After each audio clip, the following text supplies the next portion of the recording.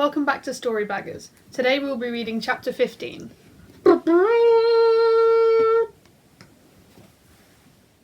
On with the story.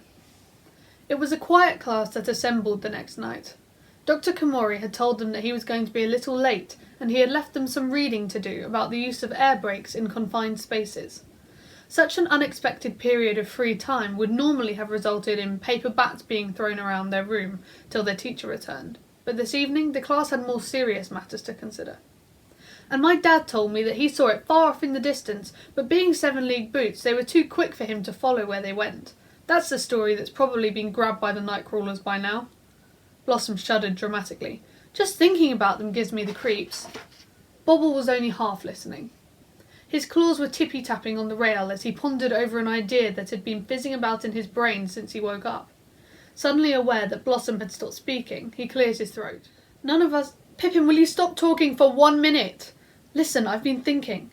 We've been watching for over a week now, and none of us have had any luck at all spotting a story spark. We can't protect them if they won't show themselves. We need to take things into our own hands. What we need to do is draw the vampires off. Bobble looked around at his classmates and took a deep breath. What if we could make them believe that they were seeing a story unfold? What if we could put on a show for them so they believed that they were actually watching a story and kept them waiting to catch it? There was a fidgety flutter along the rails as the class considered this new approach.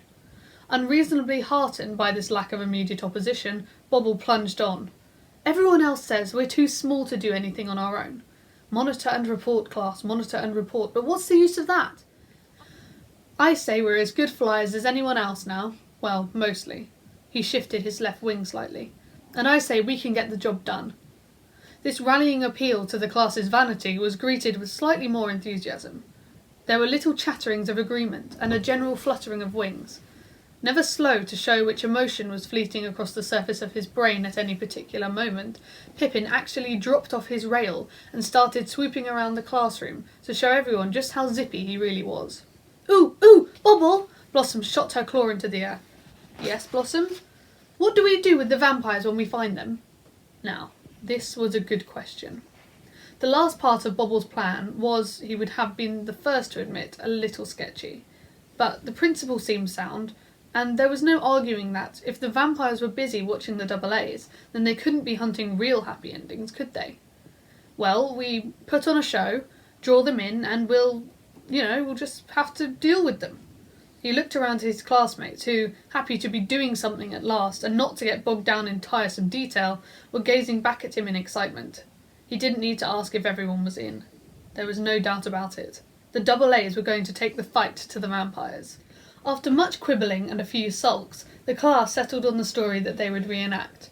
Snow White and the 7 Dwarfs. Blossom would play the part of Snow White, with the rest of the class making up the dwarves. Planning ground to a halt for a while, as they argued about the names of the dwarves. They all remembered different ones. But, as Blossom pointed out, it wouldn't matter much, as they didn't need to call each other by name. As long as the number was right, and they had a couple of familiar names that they could all agree on, then the story could unfold as it should. Blossom turned to face Vesper, who had been muttering under his breath, and she tutted. I told you, Vesper, there is no hungry in Snow White. Honestly, you can be Dopey instead. Vesper puffed himself up indignantly. I said I'm hungry, not I'm hungry. Anyway, why do I have to be Dopey? Why can't Pippin be Dopey? I want to be Sneezy. There was a long pause. Really? Blossom rolled her eyes to the ceiling. Vesper set his chin and narrowed his eyes. Yes, who says I shouldn't be Sneezy? I think I'd be good at sneezing. Check this out. And he sneezed. It was loud and wet. Really very wet. Bobble wiped the front of his waistcoat down with a sigh. Vesper, you can be Sneezy and Pippin can be Sleepy. Is that okay with you, Pip? Pippin yawned widely and nodded, tired out from all his recent zooming. Oh, room zooming. Vesper, you can be Sneezy and Pippin can be Sleepy. Is that okay with you, Pip? Pippin yawned widely and nodded, tired out from all his recent room zooming. The rest of us can just fill in around you two. I think you should be Doc, Bobble. He's the one in charge, and it was your idea, said Vesper loyally. Okay, I'll nab my mum's spare reading glasses. They should do the trick. Blossom, have you got anything you can use for a dress? It turned out, to no one's surprise, that Blossom had a well-equipped dressing-up box which they were all invited to go and have a good rummage through after school. Once Dr. Komori arrived to start the night's lessons, the subject was dropped.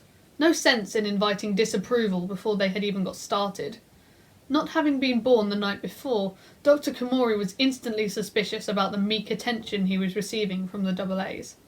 Something was up, of that he was certain, but in a million years he would never have guessed what. If Minty Mallenby thought it odd that her son was keen to get to bed that morning, she didn't say anything.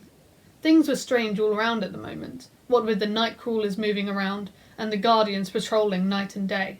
She welcomed a couple of hours more sleep herself, so that she could rest her mind from all the worry, and it wasn't long before she was snoring loudly. Bobble listened, then dropped quietly off his branch. A moment's ferreting was rewarded with a pair of gold-rimmed spectacles.